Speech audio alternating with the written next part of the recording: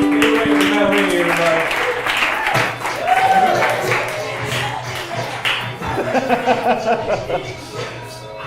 Rob Sturm, everybody. My head's still not right, but we're going to trudge forward. I think if you are a professional sports team mascot and you're not a furry, you got to get out of the way. Right? Like someone wants in, they want to see that suit. You know, I don't know, guys. I'm either some days are different. Some days I'm like politically speaking. Oh no, I'm either a fighting libertarian, or like sometimes I'm like a pinko socialist, right? And it all depends on what Netflix documentary I just got done watching. Like every time. It is weird, but if the country is really divided right now in a strange way, and I feel like whether you come from the left or maybe you're one of those goofballs on the right, we can all come together as a nation and just agree that the dollar bill could use a lot more Masonic imagery on it, right? Let's pump it up. Let's get crazy with it. Throw me some skull and bones on a 1. On the 20, you got to get me Jay-Z doing one of those. That'd be cool. I kind of wonder if the Illuminati regret letting Jay-Z in. It's like this is. Did anyone tell? He knows this is a secret society. Fuck. Ladies and gentlemen in the audience, make some noise if at this very moment you can pass a drug test. Fucking show-offs. Every last one of you, I can't hang. I got my boss called me and said, "Hey, guess what? Randomized drug test. You got it, right?" And I was like, "Yeah, sure, why not? I don't know." What I'm saying is I'll do anything for the bit, right? So I go to the lab, right? And I'm about to pee in the jar, and I got the jar, and I'm handing it back to the nurse, and I'm just like, let's make it fun. Telling her is, hey, I got it a couple days ago. I ate a bagel with some seeds on it. Is that gonna be all right? And she was like, well, probably, but like, what kind of seeds were on it? And I was like, I don't know. Whatever tests positive for marijuana. If you could just you could just mark that down on the checkboard for me. I'm in a relationship finally. It happened. Yeah. Oh shit. It's cool. It's actually. But the thing about it is, when I was single, nobody was calling, nobody was sliding into my DMs, right? And finally, I get into a relationship, and this girl, guys, starts calling me a bunch. She's calling me a lot. She finds out my parents' phone number, starts calling them. Folks, she starts calling me at work, right? This girl Andrea. When you got a girl calling you that much, for a guy, I'm just like, that's respectable. That's respectable, right? No, maybe. I don't know. I was like, all right, I gotta hand it to her. She's trying hard. And so this girl Andrea finally answers the phone. I'm like, all right, Andrea, you win. I'm gonna pay these medical bills.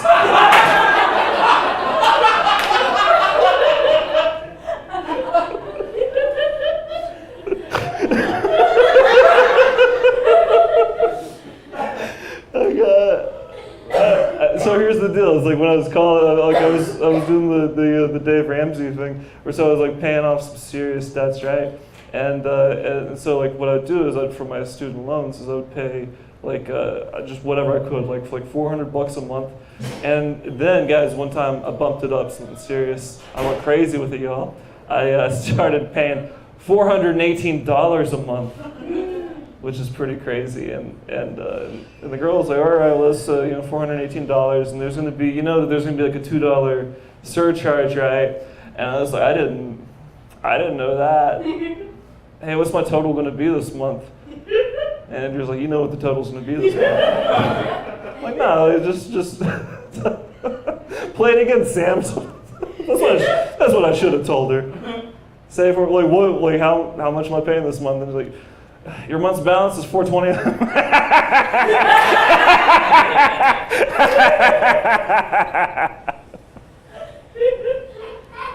What's my confirmation number? Who's done the Dave Ramsey thing? Who did it? All right.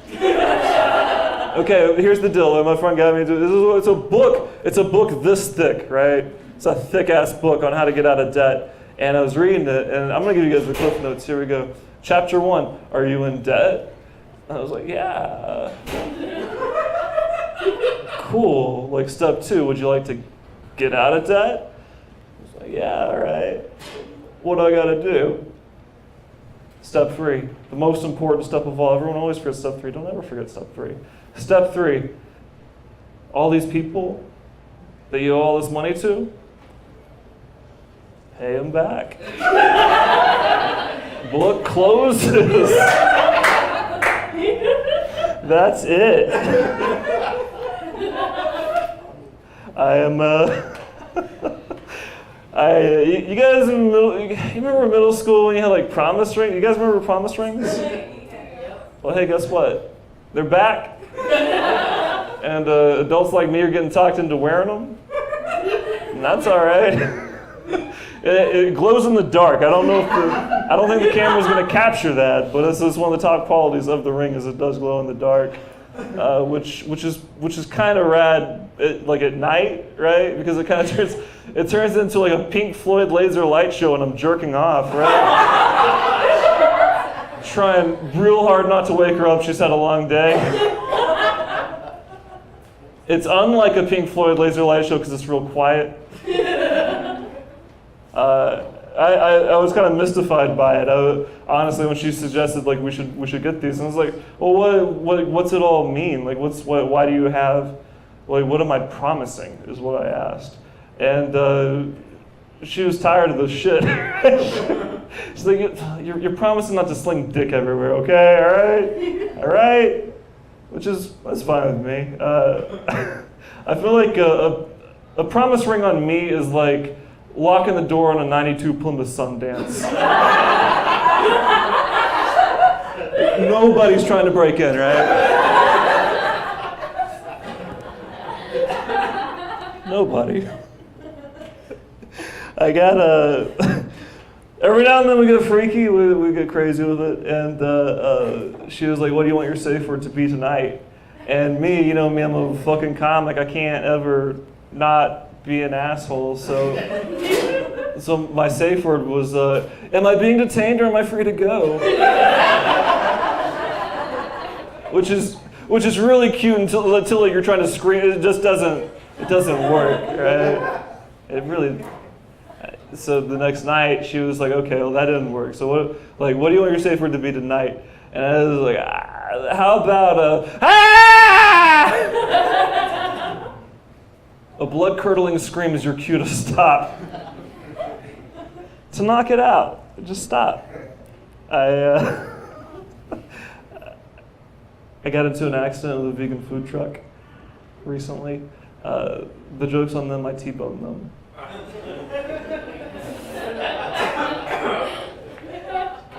Cheers. All right. Now, usually, I drink for like the applause breaks, but like I'm just. All right. I'm a practicing vegan myself. I'm vegan. I'm a vegan as fuck. All right. You know what I'm talking about? That real shit. That fucking bringing it up in yoga class shit. I'm vegan. All right. But you gotta have a cheat. You gotta have a cheat when, you can't just always be a teetotaler. So here's what I do. On Thursdays, Sonic has half off on chili cheese dogs, right? And I feel like, to me, that's like half price. That's half the murder. That's not so bad. I'm paying $4 worth of murder for $8 of deliciousness. I'll take that gamble. And so I do it. And here's another thing they don't tell you about vegans. This is when you're waist deep in vegan. Like, so you've leveled up. Is when you do eat meat, when you eat meat, you have to eat it through a hole that you've cut into a sheet, right? You slide it. Now, I don't make the rules. Turns out, Sonic Chili Cheese Dog is the perfect meal for this sheet because it just slides right through the hole. It's easy.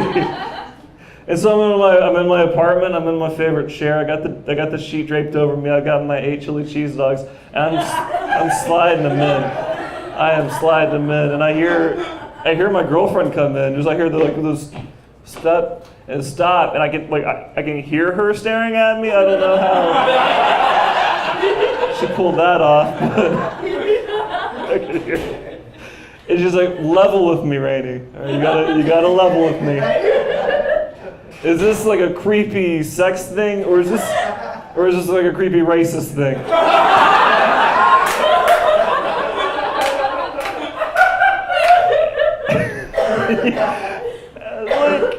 Kat, don't act like you've never seen a vegan before. Come on now. Someone has to care about the animals around here. And it might as well be me.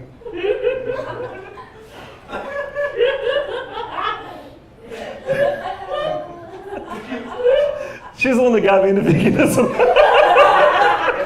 in the first place. She's got cool tricks.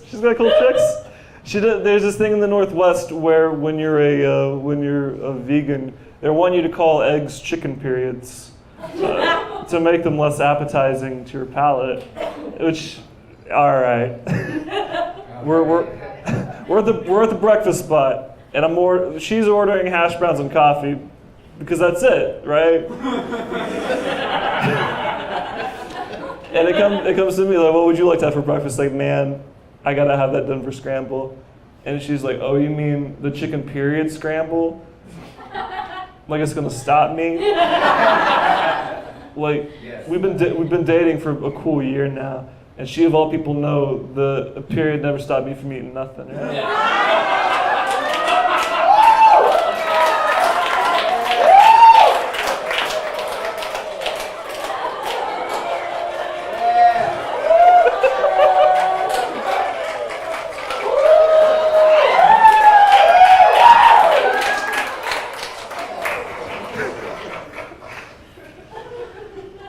It'll be like a fucking Gallagher show. We're gonna put tarps down.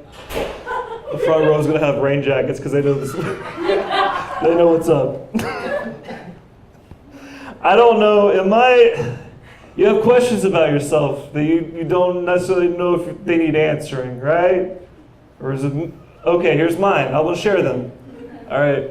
The pubes on your body are triangular in shape. But the hair everywhere else is circular, and I don't want to know why. I keep expecting something like, okay, I've told this joke a couple of times. I keep expecting somebody like that in the crowd to be like, well, actually, it keeps the triangular shape keeps the seam. It's like, that's it. I didn't want to know. I didn't need to know that. I don't know why I'm into appendectomy scars. I don't know, that's one of my things. I got a feeling somewhere in middle school there's just like some hall of memories that's been cemented shut. And I don't feel like breaking them down. I don't need to know why I like appendectomy scars.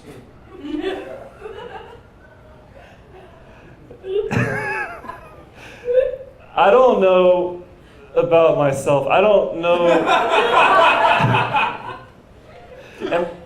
Am I really into butt stuff, or do I like pooping a whole lot? I've had some winners. You ever have one and you have like a bond, and you look down the toilet and you say, hey, You do anything later? I'm talking those good poops.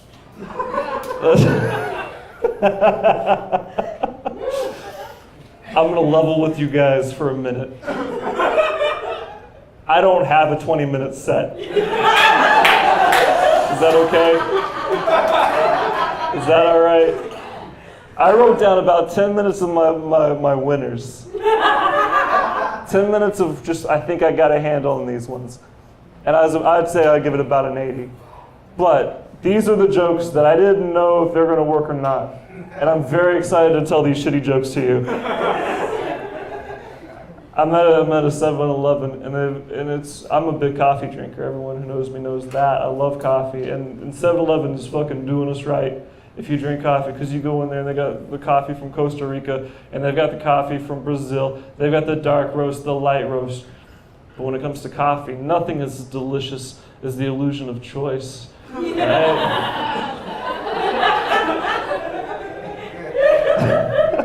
I could do anything in the 7-Eleven. The world is mine. I do. When I go grocery shopping, I gotta go grocery shopping real late at night. That's my thing. If possible, 2 a.m. is the best time to go grocery shopping, because at 2 a.m. I can talk to myself as loud as I want. Right? I'll be on the banana aisle, and I'm like, I'm gonna buy these bananas, but I'll never eat them. And I look around. In the canned goods aisle. Like, hey, I've got celery, I've got vodka at home. I'm gonna get these canned SpaghettiOs. I'm gonna try the bowl of Bloody Mary. With meatballs. And just look around. I don't care if that's why she left me.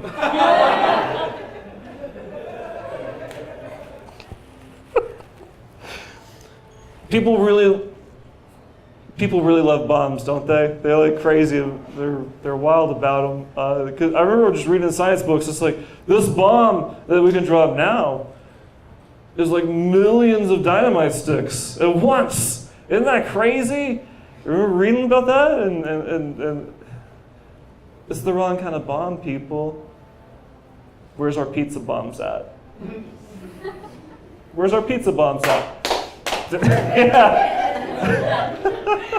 Now, folks, I don't want to get too libertarian on you, okay? I really don't, but this is a very important issue for me.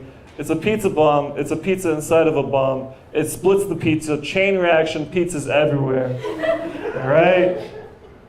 You gotta let people know, because in case they got like gluten allergies, like, hey, we're dropping the pizza bomb in your city tonight. And the gluten allergy people are like, we gotta get out of the phone tonight. And yeah, if you're worried about a mushroom bomb, guess what? You're in luck. You've got a mushroom bomb. You got a green pepper bomb. You got cheese lovers bomb. What the fuck am I talking about?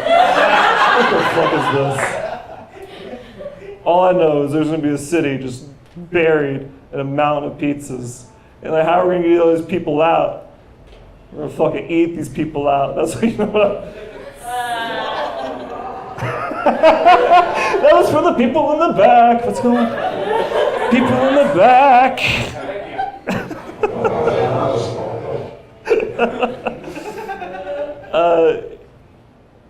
Folks, make some noise for Jack Tapestry. This fucking place. I'm going to tell you guys a joke that I only told in front of him once, and I was terrified to do it. Yes. I love this joke. I think I love punks. I love them.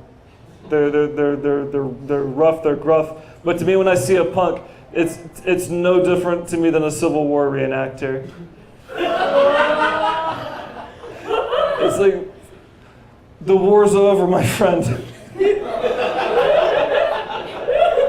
Let me talk you through it. Let's go to McDonald's.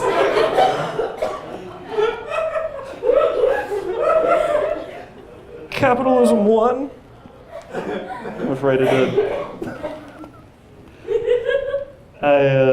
Here's something I don't really talk about much. I spent some time in Chicago, which was which is pretty cool.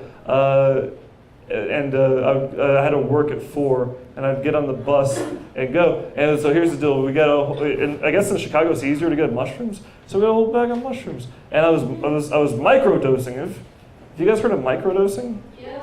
Okay, if you haven't heard of it, microdosing is how you take drugs when you're really poor. So I was microdosing like a mother, right on this bus at 4 a.m. on my way to my job at Target. And the thought occurred to me, like, hey, at this very moment, I think I'm the only person on this bus that loves everybody on this bus. I think I was right. Before I left for Chicago, you guys know Kat. Yeah, she's my girlfriend. And before I left, she gave me this calculator watch to take with me to Chicago, which I think is, she gave this to me because she couldn't afford a chastity belt. It's about the only thing I could figure. But I took it with me, and it does a funny thing. It beeps every hour. Which, yeah, and at first, you know, I didn't know what to think about it, but then after a while, it was like, okay, cool. Because Chicago was rough. I had a really rough run in Chicago, and there were like some dark times where I just didn't feel like I had friends, and that's a sad feeling. And comedy wasn't going well, and things were going bad. But every hour, I'd hear that beep.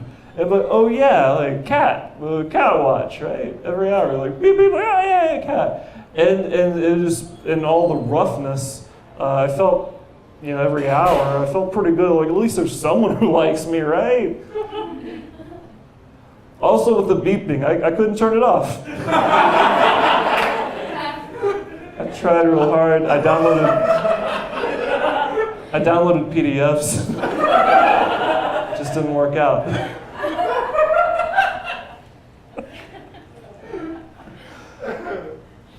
Time-wise, how would you say we're doing? I got a couple of minutes. All right. Here's where the show goes south real fast. Does anyone want to throw something out at me? I'm feeling good right now. I can talk for a minute. Puns.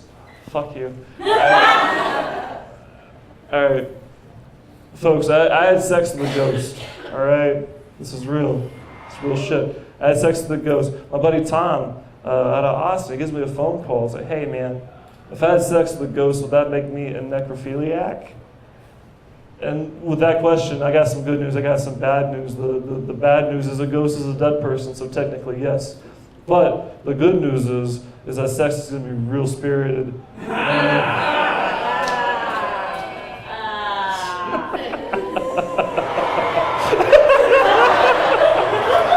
You know, we're recording this, we're going to pipe the laughter in later. We're going to all you lazy jerks not joking at my shit, don't worry. We'll make it sound like you're laughing. You look thirsty, I was just trying to help you out.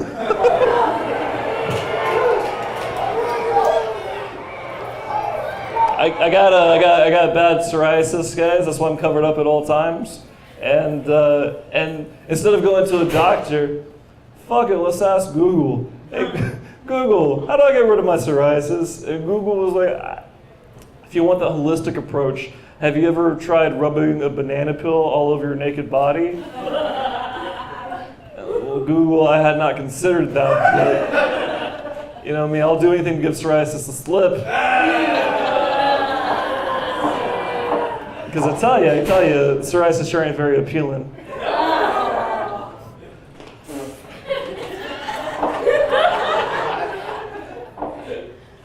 I'm fucking with you. The skin's peeling right off my body.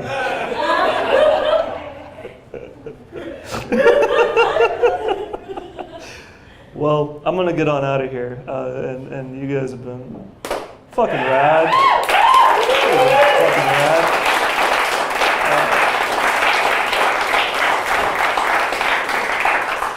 I got a fucking bullshit joke I'm gonna tell, but before that, folks, Rob Sturman running this mic, guys, let him hear it.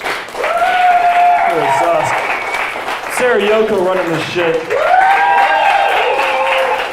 Fucking Jack Tapster keeping it alive for God knows how long. Holy shit. Here's the deal. In your mind's eye, picture a pterodactyl flying, just flying. Just hold that image, hold on to it. All right, prehistoric times, this pterodactyl was flying, and he's swooping down, and he's making a noise. Just picture that noise in your head for just a minute. All right, it's in there, it's cool, it's cool. Now, on the count of 3, we're all gonna make that noise, all right? Count of 3, here we go. 1, 2, 3. Hell yeah. Hell yeah. But now here's the deal. Everybody made the exact same noise, right? None of them ever heard a fucking pterodactyl in their life.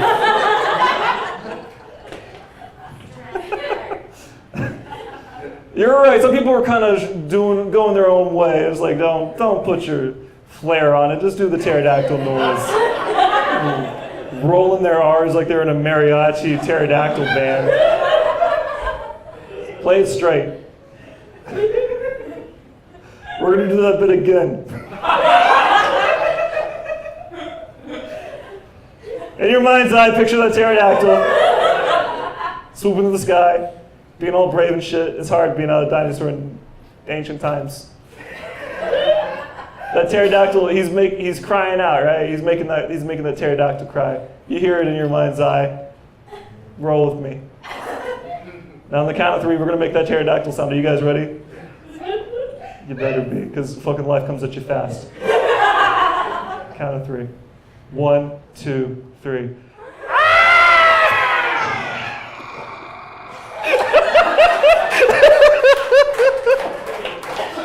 Oh my God, I love you guys. This has been a pleasure, and you guys have been amazing. I've been Matt Raney. Thank you guys so much. Have a good night.